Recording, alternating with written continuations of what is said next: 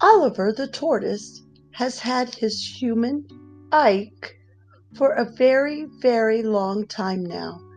In fact, they were the same age, 80 years young, and practically twins. They both enjoyed the slowness of the garden, cool water from the hose on a hot day, and a nice slice of honeydew melon. But when Ike stops visiting the garden, Oliver wonders why his pet has left him so soon. So Oliver goes to the one creature who can provide solace and answers, his mother. Memoirs of a Tortoise by Devin Scillian and illustrated by Tom Browers. April. It's spring.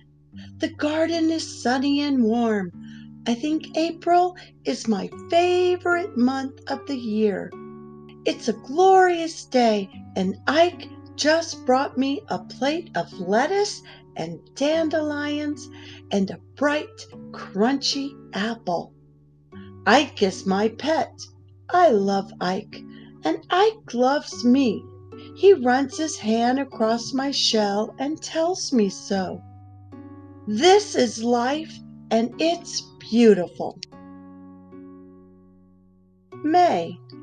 It rained last night. The whole garden is fresh and new. I can smell the gardenias and the lilacs.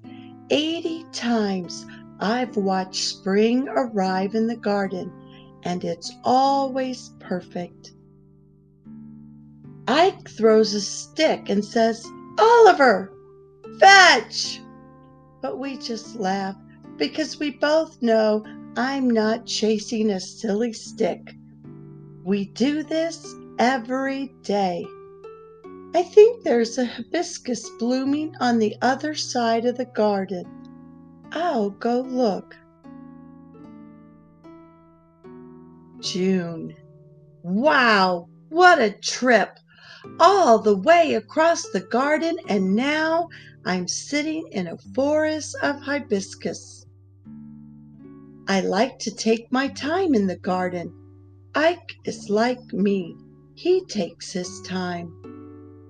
My mother always says the whole world is in a hurry. They miss so much. I'm not missing anything, including the honeydew melon Ike gave me this morning. But don't tell Ike.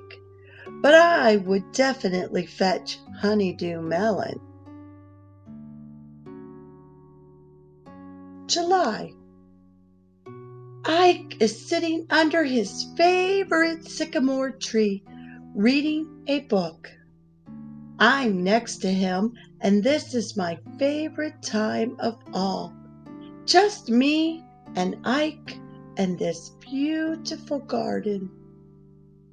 How long can we sit here?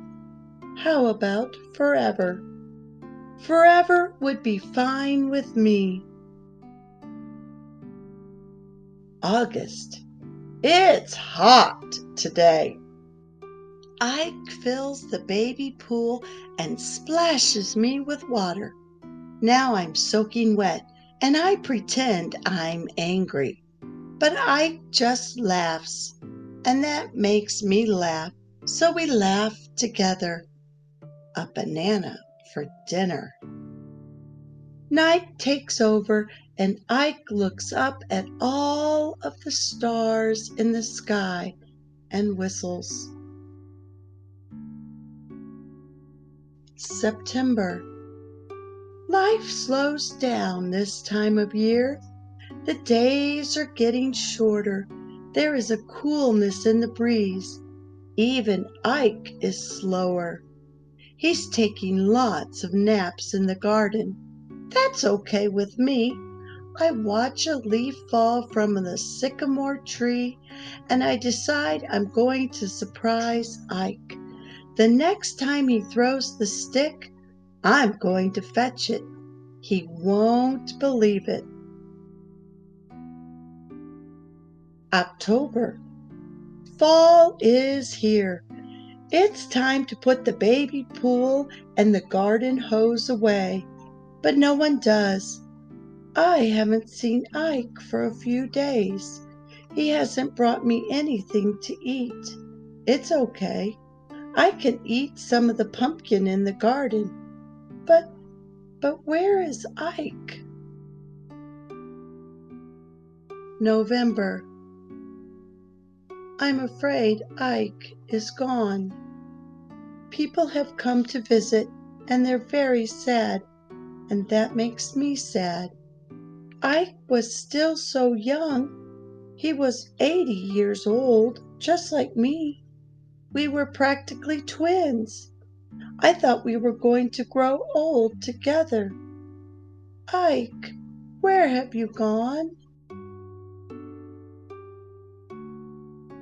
December. My mother is 137 years old. Sometimes I think she knows everything. It's a long way to her garden, but I think she's the only one I can talk to. If anyone knows why Ike left me, it will be my mother. January. There are 10 gardens between my mother and me. I used to tell my mother that I wished I could fly, and she would say, "You can have a shell or you can have wings, but you can't have both." I don't know.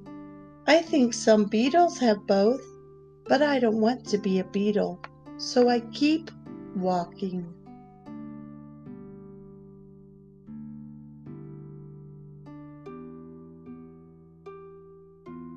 February. Today I'm in my mother's garden. Mother is sitting in the one sunbeam that cuts through the clouds. She has a lot of wrinkles, and her shell is worn and smooth. When she sees me, she smiles wide, and her eyes sparkle.